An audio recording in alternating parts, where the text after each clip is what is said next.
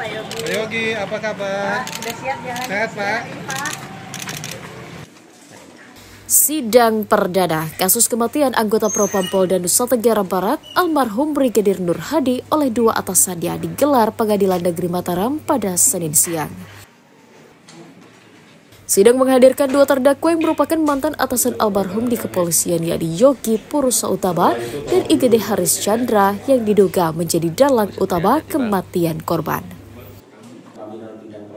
Dalam dakwaannya, JPU menjerat kedua terdakwa dengan sejumlah pasal primer, yakni pasal 338 tentang pembunuhan dan pasal 354 ayat 2 junto pasal 351 ayat 3 tentang penganiayaan berat.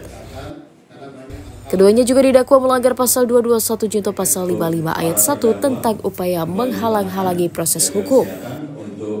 Jaksa penuntut umum membeberkan peran keduanya dalam rangkaian penganiayaan berat terhadap korban hingga menyebabkan Brigadir Nur Hadi tewas di sebuah kolam renang di villa kawasan Gili Trawangan. Jaksa juga mengungkap saat melakukan kejahatan kedua terdakwa dalam pengaruh minuman keras dan juga narkotika. Menurut JPU, dakwaan tersebut berdasarkan hasil perkembangan kasus dan alat bukti selama rangkaian penyelidikan kasus kematian Brigadir Nur Hadi. Intinya, surat dakwaan tadi yang disampaikan itu berdasarkan alat bukti. Alat bukti kan ada alat bukti saksi, alat bukti ahli, dan ada beberapa ini kan menggunakan scientific investigation. Karena sejak awal kan sudah ada usaha sedemikian rupa untuk menghilangkan beberapa barang bukti, termasuk hasil visum tadi itu sampai ada 3. Terus kemudian nanti ada CCTV, ada ahli, ya itulah dikombin nanti. Merespon dakwaan JPU, kedua penasihat hukum terdakwa menyatakan keberatan karena ada pasal-pasal tambahan yang dinilai memberatkan kliennya. Kami tadi menyimak apa yang menjadi materi dakwaan jaksa penuntut umum. Banyak hal-hal yang menurut hemat kami yang tidak sesuai, makanya kami akan mengajukan keberatan eksepsi terhadap dakwaan jaksa penuntut umum. Itu ya. Jadi nanti kami akan bacakan materi eksepsi tadi ditunda dalam 1 minggu.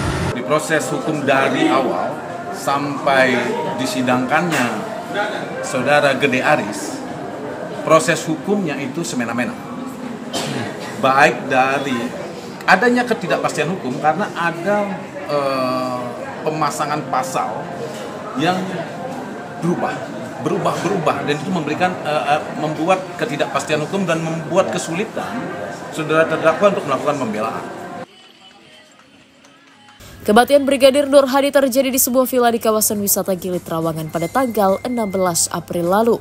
Korban awalnya dinyatakan tewas tenggelam, namun dalam penyelidikan terungkap kalau korban meninggal karena dipukul dan dianiaya oleh kedua atasannya.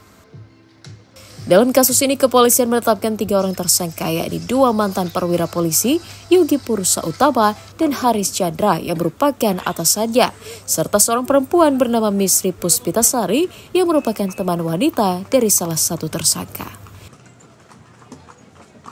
Awaludin dan Radi Sulhi melaporkan dari Kota Mataram.